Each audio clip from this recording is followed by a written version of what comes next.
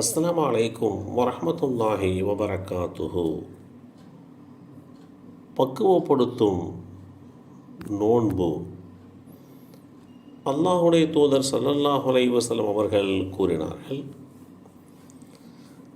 ரமலான் மாதம் வந்துவிட்டால் நரகத்தின் வாயில்கள் அடைக்கப்பட்டு விடுகின்றன, ஷைத்தான்கள் விலங்கிடப்படுகின்றனர். இந்த செய்தி அபூ ஹுரைரா ரலியல்லாஹு அன்ஹு அவர்கள் மூலமாக அறிவிக்கப்பட்டு ஸஹீஹ் முஸ்லிமில் 1956 என்ற எண்ணிலே பதிவு செய்யப்பட்டிருக்கிறது. அல்லாஹுடைய தூதர் ஸல்லல்லாஹு அலைஹி வஸல்லம் அவர்கள்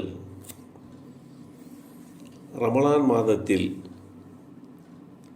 அடியார்கள் நோன்பு வைத்திருக்கக்கூடிய அந்த காலகட்டத்தில் பாவிகள் தண்டிக்கப்படுவதற்காக வேண்டி அமைக்கப்பட்டிருக்கக்கூடிய, சித்தப்படுத்தி வைத்திருக்கக்கூடிய நரகத்தின் வாசல்கள் அடைக்கப்படுகின்றன என்று குறிப்பிடுகிறார்கள். இந்த உலகத்தில் நல்ல சீரான வாழ்வியல் முறைகளை வாழ்ந்தால் நமக்கு சொர்க்க வாக்கியம் கிடைக்கும். தரிகட்ட கட்டுப்பாடு இல்லாத வாழ்க்கை வாழ்ந்தால் நரகத்தினுடைய தண்டனை நமக்கு கிடைக்கும். இதுதான் இயல்பான ஒன்று. ரமலான் மாதம் வந்துவிட்டால் பாவிகள் தண்டிக்கப்படுகின்ற, நரகத்தின் வாசல்கள் அடைக்கப்படுகின்றன என்றும், ஷைத்தான்கள் விலங்கிடப்படுகின்றனர் என்றும் குறிப்பிட்டிருக்கிறார்கள். பொதுவாக மனிதர்கள் ஒரு நல்ல விஷயத்தை செய்ய முற்படுகின்ற போது ஷைத்தான்கள் சில தடையை ஏற்படுத்துவார்கள், சில சிந்தனை சிதறல்களை உண்டாக்கி தருவார்கள். ஒரு நற்காரியத்திற்காக நாம் ஒரு அடி எடுத்து வைக்கின்ற போது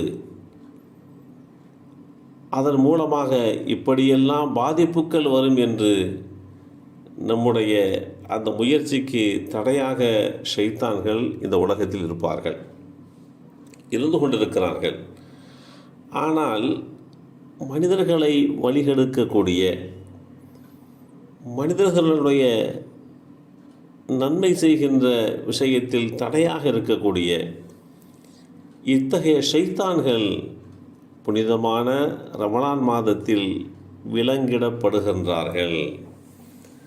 இப்படி அவர்களுக்கு விலங்கிடப்பட்டதன் மூலமாக அடியார்கள் எந்த விதமான அசதியும் இல்லாமல், அசௌகரியங்களும் இல்லாமல் அதிகமான நன்மைகளிலே அவர்கள் ஈடுபடுகிறார்கள்.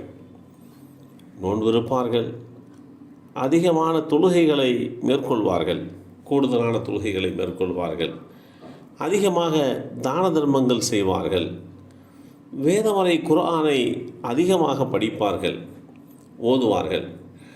இப்படியெல்லாம் ரமலான் மாதத்தில் மாத்திரம் அடியார்களுக்கு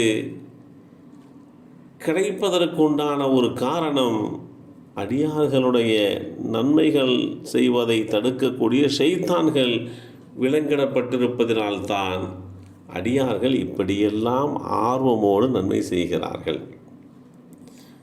ஷைத்தான்களுக்கு விலங்கிடப்படாத அந்த காலகட்டத்திலே நாம் ஒரு நன்மை செய்ய வேண்டும் என்று ஒரு முன்னெடுப்பு செய்கின்ற போது அதன் மூலமாக பாதிப்புகளை உருவாக்குவார்கள். பொதுவாக ஒரு தர்மம் செய்ய முற்பட்டோம் என்று சொன்னால், நீ தர்மம் செய்தால் ஏழையாகி விடுவாய் என்றெல்லாம் நம்முடைய உள்ளத்திலே ஊசலாட்டத்தை உருவாக்கி தருவார்கள். ஆனால் புனிதமான ரமலான் மாதத்திலே இப்படிப்பட்ட சூழல்கள் எல்லாம் இருக்கவே இருக்காது. எனவேதான் அடியார்கள் புனிதமான ரமலான் மாதத்திலே நோன்பு வைப்பதோடு சேர்த்து கூடுதலான தொழுகைகளை மேற்கொள்கிறார்கள், கூடுதலான நன்மையான விஷயங்களை மேற்கொள்கிறார்கள். அதற்கு காரணம் அல்லாஹ் அமைத்து கொடுத்த இந்த வழிமுறை என்பதை புரிந்து கொள்ள வேண்டும்.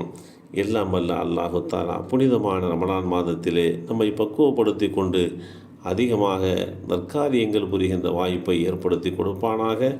அஸ்ஸலாமு அலைக்கும் வரஹ்மத்துல்லாஹி வபரகாத்துஹு.